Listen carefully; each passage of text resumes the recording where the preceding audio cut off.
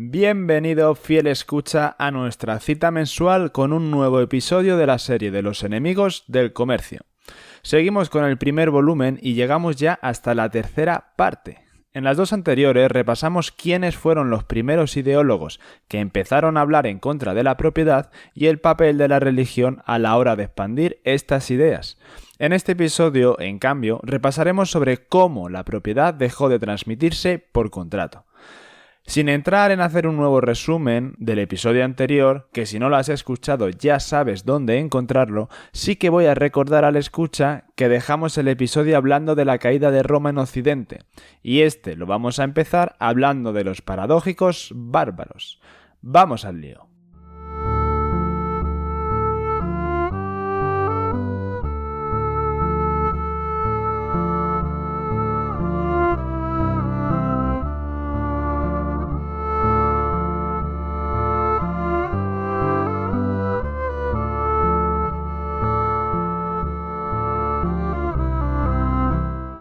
Si hablamos de bárbaros, el primero que debemos mencionar es Teodorico el Grande, que vivió del 454 al 526, y fue rey de los ostrogodos que para asegurar 4 décadas de estabilidad se encargará de revivir algo sin precedente desde la Pax Augusta, que no es otra cosa que rebajar aranceles y promover el intercambio, reabriendo minas y dragando ciénagas.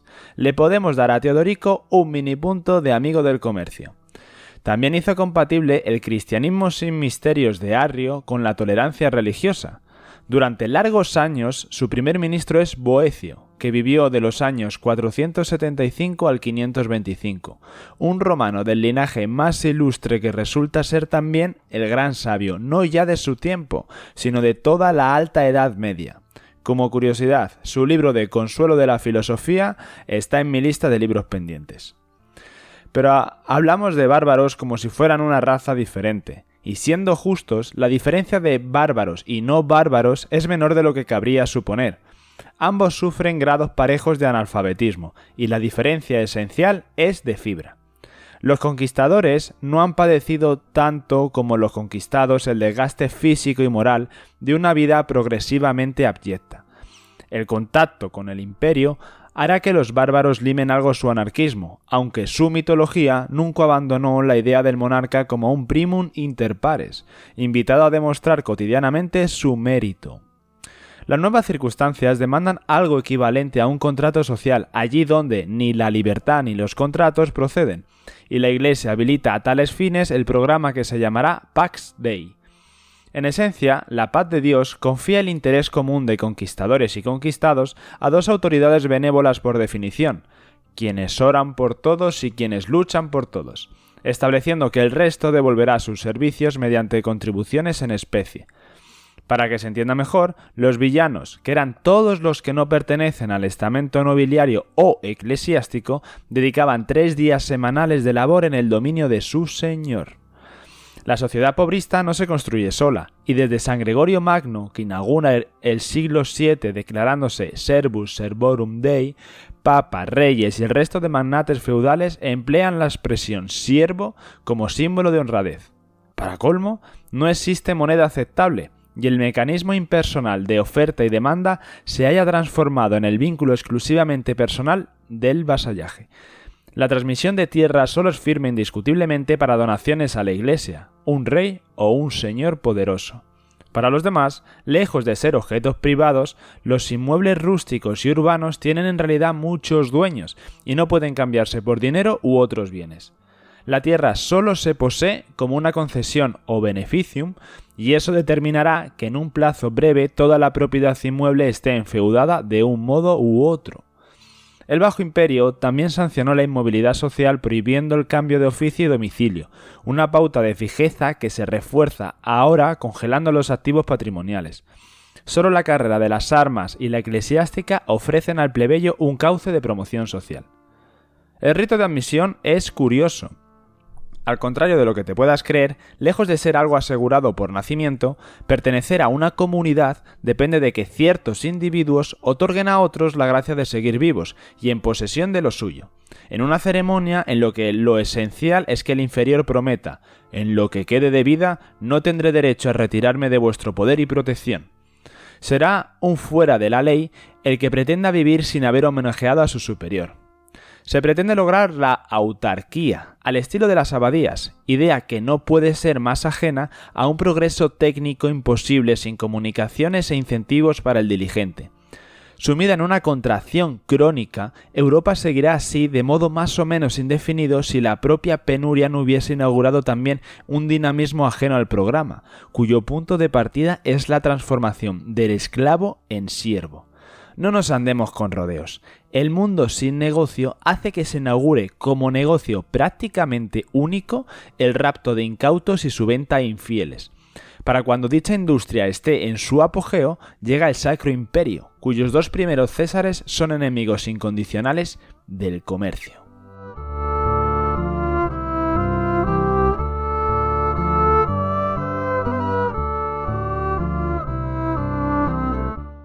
La Roma Nova o Constantinopla reinará medio milenio sin disputa desde los Balcanes a Mesopotamia. A diferencia de la otra sede imperial, tiene en el campo y las ciudades una clase media que produce e intercambia, cuyo medio de vida son conocimientos y técnicas. La mentalidad emprendedora deroga impuestos que dificultaban el comercio y una parte razonable de los discursos políticos se destina a mantener o crear infraestructuras.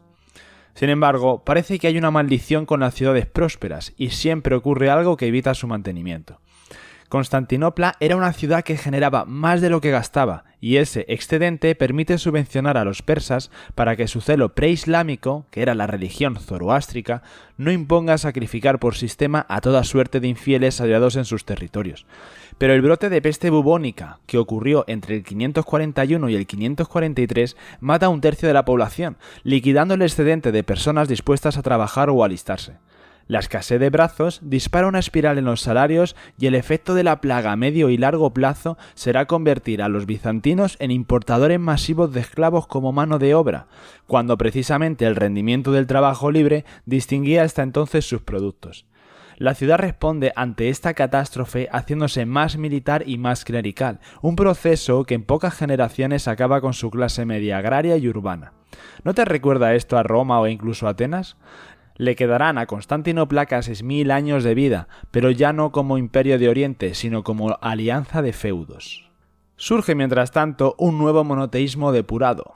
El horizonte de dunas y desiertos de Arabia cambia con la llegada de Mahoma, que vivió del 570 al 632, un huérfano de la Meca que acabó formulando un monoteísmo más racional que el de sus antecesores proféticos, que se inspirará en cristianismo y maniqueísmo, y parecerá como dos gotas de agua al cristianismo arriano. Mahoma critica al judaísmo su pretensión de que el omnipotente podría limitar sus bendiciones a un linaje, y coincide con Jesús en dirigir su mensaje a los menesterosos y desventurados, y se siente sentimentalmente muy próximo al pobrismo evangélico. Común a cristianos y maniqueos es también una insensata condena de la carne, aunque como el Dios de Moisés, el suyo no quiere ni monacato ni mortificación ascética, sino mesura. Sigamos con más similitudes. Alá, como el padre cristiano, sufrió la rebelión de un arcángel maligno, hecho emparentado con el dualismo zoroástrico, que limitará en principio la omnipotencia divina. Pero tanto la tradición cristiana como la mahometana aclaran que los poderes del ángel sedicioso son muy inferiores a los de Dios, y por lo tanto no hay un mal comparable con la fuerza del bien, sino tan solo muy tenaz. Un buen musulmán debe considerarse un soldado en la guerra, sin armisticio entre la luz y las tinieblas. Guiados por el lema de victoria o paraíso y ayudados por el sectarismo de bizantinos y persas, en unas décadas los sucesores del profeta, llamados califas, conquistan un territorio superior al anexionado por los romanos en medio milenio, llegando poco después hasta China. Mahoma y el califa Omar, su gran heredero, son comunistas de corazón, que aceptan la propiedad privada como un mal menor. Desde el siglo VII, la demanda árabe de esclavos será decisiva para Europa, que necesita toda suerte de artículos controlados por los musulmanes, y solo pueden procurárselos vendiendo jóvenes a Bagdad y Córdoba, dos compradores cuyo poder adquisitivo supera pronto al de Bizancio. Para que te hagas una idea de cómo estaba Occidente, intercambiar personas por seda, especias y metales nobles puede considerarse el primer impulso para el desarrollo de la economía comercial europea. Pero si profundizamos lo suficiente, veremos que, a pesar del esplendor inicial, el destino del imperio musulmán seguirá al del cristiano, y además por los mismos cauces. El sucesor de Mahoma, que murió de forma inesperada y sin heredero designado, acabó siendo Omar, que llegó al poder 2 años después de morir Mahoma, y fue el mariscal perfecto para las tribus árabes. Vive como un beduino, armándose cada día una tienda individual para no dormir totalmente al raso, y castiga el lujo de los generales. La conducta hacia los no islámicos resulta unánime. ¡Ea, perros cristianos! Ya sabéis la alternativa, el Corán, el tributo o la espada. Pasar del tribalismo beduino al reino islámico unificado coincide con una secuencia de magnicidios que acaba con la escisión del imperio en 2 facciones por razones de rencor. Los sunitas, que valorarán el orden por encima de la libertad, 30 años de tiranía son preferibles a un día de desorden. Y los chiitas, que defenderán el pobrismo y donde se desarrollará el misticismo o sufí, que lo expandirá. La financiación inicial del Islam queda asegurada por el genio político de su profeta, que inventa un sistema de pagar tributos a cambio de libertad religiosa. A diferencia del saqueo, esa fuente de ingresos se renueva año tras año y ayuda a entender la aparición de urbes gigantescas que no tardan en formar una cadena desde Marrakech a Cachemira, con el Cairo como megalópolis. Entre el siglo VIII y XII, los excedentes agrícolas y manufactureros que el mundo musulmán produce o transporta son el grueso del comercio mundial, sostenido por una red de rutas terrestres y marítimas que sus mercaderes roturan o amplían. Esos comerciales renuevan usos jurídicos y forman escuelas de jurisprudencia, racionalizando así el intercambio de sus artículos con los europeos, indios y chinos. Pero como dije antes, le espera un destino similar al Imperio Romano. El Imperio Ábsida, que alcanza el cenit de su esplendor con Harún al-Rashid, que gobernó del 786 al 809, se desintegra políticamente al ritmo en que el Islam va pasando a ser mayoritario entre sus poblaciones. Como ya pasó con el cristianismo, maniatan el crédito en Europa, satanizándolo como usura. A la prohibición genérica propuesta por Mahoma del interés del dinero, el Corán suma la prohibición del juego y de cualquier tipo de iniciativa mercantil semejante, vetando la relación directa entre riesgo y beneficio. Tal pauta excluye las transacciones especulativas o el resultado imprevisible, y por ello mismo aquello decisivo para que el simple flujo circular de producción y adquisición pueda transformarse en desarrollo propiamente dicho. Debido a esto, los califatos evolucionan hacia un medievo donde tanto la industria como las clases medias se estancan o retroceden. A partir del siglo XII, los avances tecnológicos pierden impulso, al mismo tiempo que el nivel de conocimiento y comprensión del campo de las ciencias.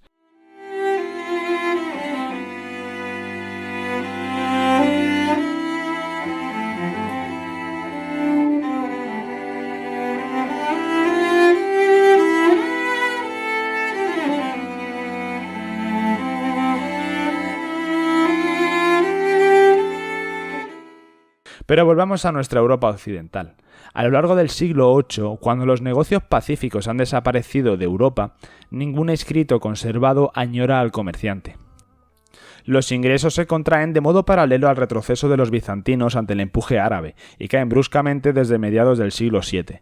Llega entonces un periodo en el que apenas hay viajeros registrados, de los cuales 4/5 partes son clérigos y el resto peregrinos laicos.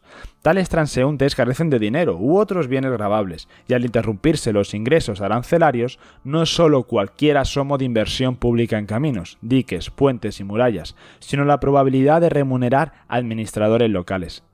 Llega entonces el feudalismo propiamente dicho, un sistema donde los antiguos delegados del monarca pasan a ser pequeños monarcas. El estado físico de aislamiento se refleja en una unidad política solo nominal, cuyo único apoyo es el rito de homenaje prestado por esos autócratas al rey de cada país.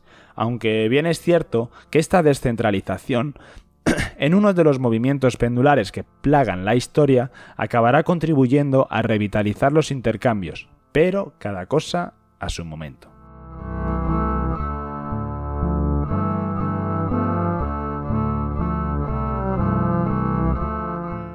Al final, con el colapso de las rentas fiscales, algunos monarcas se transforman en individuos ociosos y se suelen decantar por su dedicación al alto credo, pues no está sujeto entonces a los votos de castidad, y añade a su nobleza de nacimiento el vínculo con la única institución no sumida en impulsos disgregadores.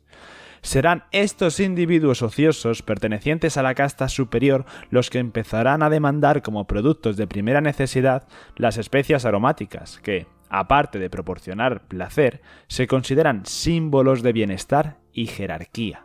No obstante, la falta de dinero admisible o manufacturas competitivas para adquirirlos influirá en que se generalice su trueque por personas. Por entonces, lo único capaz de desplazarse por tierra sin costes exorbitantes es el semoviente humano, que además de andar puede ir cargado.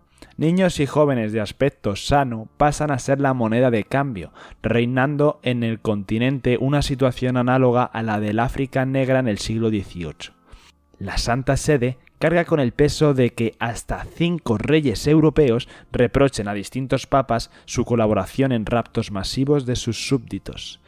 Aunque existen momentos puntuales de mayor demanda de estos esclavos, por ejemplo, con el primer brote de peste bubónica bizantina en tiempos de Justiniano o con la irrupción en el mundo islámico en el 750, esto no interfiere con un gusto continuo por el lujo, y el lujo viene representado por adolescentes europeos de ambos sexos, especialmente rubios y pelirrojos. Si miramos hacia atrás, podemos comprobar el experimento tan fatídico que hizo Europa al llevar a cabo su economía sin comercio. La industria y el comercio habían ido languideciendo ya desde el siglo III, y su naufragio final funciona como revulsivo. Aunque la reacción esté llena de retrocesos, el rebote desde el fondo se lleva de tal modo que desmonta no solo los tópicos medievales, sino los de toda la antigüedad. Pero como decimos, no será un camino recto ni rápido. De momento, el refinamiento circunscrito a la ferocidad, amor platónico adobado por capas de hollín y tufo de pieles mal curtidas, el culto a la muerte, el entusiasmo por el horror y otros tópicos anticipadores del melodrama romántico son elementos que se atropellan en un cauce abierto para la vida eterna, mientras el hambre permite vender carne humana como artículo comestible en las aldeas. Lo peor llega en el 1033, al cumplirse, en teoría, el milenio de la crucifixión, cuando el cronista Glaber cuenta que 3 años de lluvia continua saturaron la tierra hasta que fuese imposible abrir surcos capaces de recibir semilla. Hoy hablaríamos de cambio climático, pero la sociedad del incienso y el honor caballeresco ha construido un imaginario donde, fuera de las visiones apocalípticas, solo prospera el culto sistemático al fraude. La descentralización feudal acercaba administradores y administrados, suprimiendo los agujeros negros derivados de enviar los recursos a un centro y verlos devueltos desde allí. Nobles y prelados comienzan entonces a intentar mejorar las rentas de sus dominios, mediante el cobro de peajes al comercio ambulante y en las ferias. Aunque haya pocos puntos en la geografía europea capaces de producir excedentes agropecuarios, los grandes monasterios benedictinos situados en los alrededores de París son uno de ellos.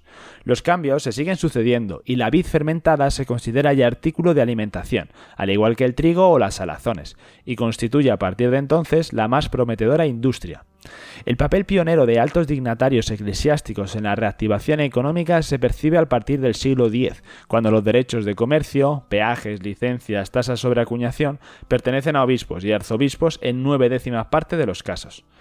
A mediados del siglo IX, precisamente cuando alcanza su apogeo las incursiones de sarracenos, vikingos y otros saqueadores externos, se detecta el comienzo de un tráfico terrestre regular y a larga distancia de mercancías. Quienes lo asumen son siervos fugados de su gleba, que combinan el arrojo del rebelde con capacidad para sacar adelante una fuente civil de ingresos. Arriesgan morir si fuesen devueltos a su señor, tienen en contra las instituciones del momento y se juramentan con otros llamados al mismo desarraigo para formar grupos tan marginales en principio como las bandas de salteadores. Por lo demás, viven de lo inverso, que es mantener abiertos los caminos merced a su propia capacidad de combate y la colaboración de algún soldado profesional, que prefiere ser socio suyo a servir como peón en las guerras privadas. El novus homo arriesga por costumbre la vida para proteger algunos carros, si bien lo más distintivo en él es soportar un desarraigo impensable para quien no levanta la vista de su terruño.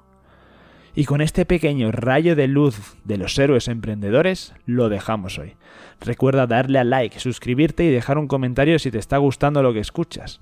Estoy procurando ser exhaustivo en lo que a la trilogía se refiere, y eso lleva tiempo y trabajo. Así que muchas gracias por tu paciencia. Si todo sale bien, volveré el mes que viene con el siguiente episodio. Mientras tanto, procura ser feliz y hacer el bien.